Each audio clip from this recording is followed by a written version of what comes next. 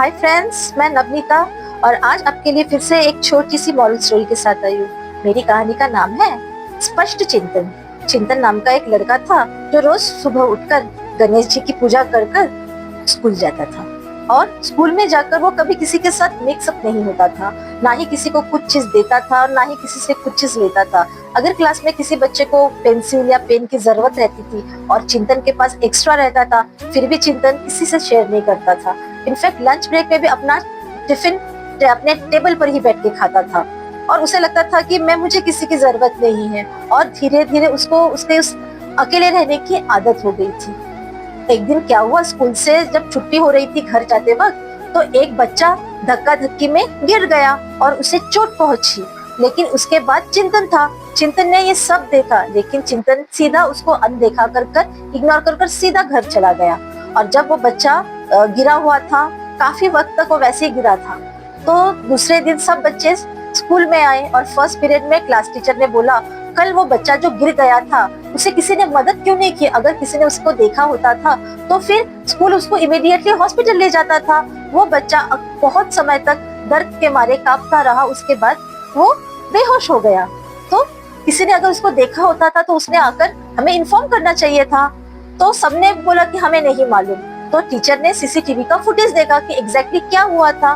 तो फुटेज में मालूम पड़ा सबसे आखिर में चिंतन था और चिंतन ने उसको गिरते हुए देखा भी था, लेकिन चिंतन ने सीधा उसको इग्नोर कर चला गया। टीचर ने चिंतन को पूछा, चिंतन जब तुमने देखा तो तुमने उस बच्चे की मदद क्यों नहीं की? तो चिंतन ने टीचर को बोला, टीचर मेरी गलती थोड़ी ना थी, वो तो ऐसे भागते दौड़ते आया और खुद अपने दौड़ के वजह से गिर गया, उसमें मेरी थोड़ी ना गलती थी। तो टीचर ने बोला, नहीं चिंतन, अगर तुम उसको मदद करते थे तो वो बच्चा बेहोश नहीं होता था और उसको सबसे जल्द मेडिकल सर्विसेज मिलती थी। और चिंतन को ये चीज बुरी लगी कि जब उसकी गलती नहीं थी फिर भी टीचर ने उसको खड़ा करके डांटा। तो रात को उसने सोने से पहले विचार कर रहा था, मेरी गलती नहीं थी फिर भी टीचर ने मुझे क्यों डांटा? तो सो गया। रात को किसी ने आके चिंतन को धक्का दिया और पूछा, चिंतन उठो।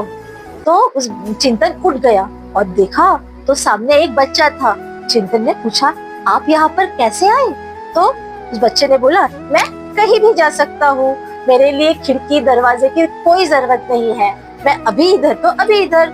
तो चिंतन ने बोला, एक बार दिखा दीजिए। तो तभी उस बच्चे ने यहाँ से यहाँ बहुत ही फास्ट आ गया।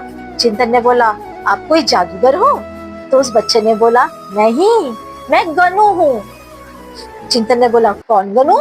तो गनू बोला कि जिसकी पूजा तुम रोज सुबह करके जाते हो, मैं वही गनू हूँ। तो चिंतन ने पूछा, आप गणेश जी हैं? तो पलक झपकते ही गणेश जी अपने असली रूप में आ गए, बड़े बड़े कान, सूंड। और चिंतन ने बोला, क्या मैं रोज आपकी पूजा करता हूँ इसीलिए आपने मुझे आशीर्वाद देने के लिए आए हो?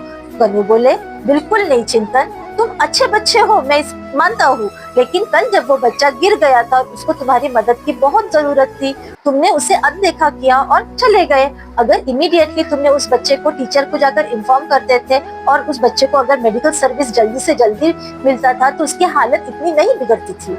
चिंतन ने अपनी गलती स्वीकारी और उसने रियलाइज किया कि नहीं, मुझे सबके साथ मिलकर रहना पड़ेगा।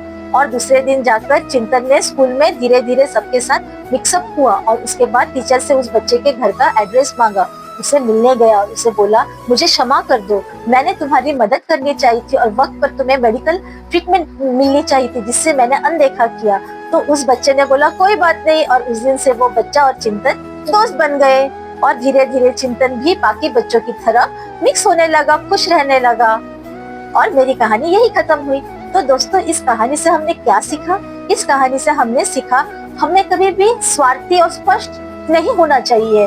हमेशा उस मौके को देखकर उसके साथ अपने विचार बदलने चाहिए। और अगर हमारे सामने अगर कोई इस तरह से बीमार गिरा होगा रास्ते में तो उसे हम अक्सर अनदेखा करके जाते हैं। अनदेखा ना कर उसे इमीडिएटली उसको उपचार के लिए तो या एम्बुलेंस बुलाइए या उसको मदद करके उसे अस्पताल तक ले जाइए। Thank you. अगर आपको मेरी कहानी पसंद आती है तो मेरी कहानी सब्सक्राइब कीजिए, शेयर कीजिए एंड बेल आइकन बजाइए। Thank you.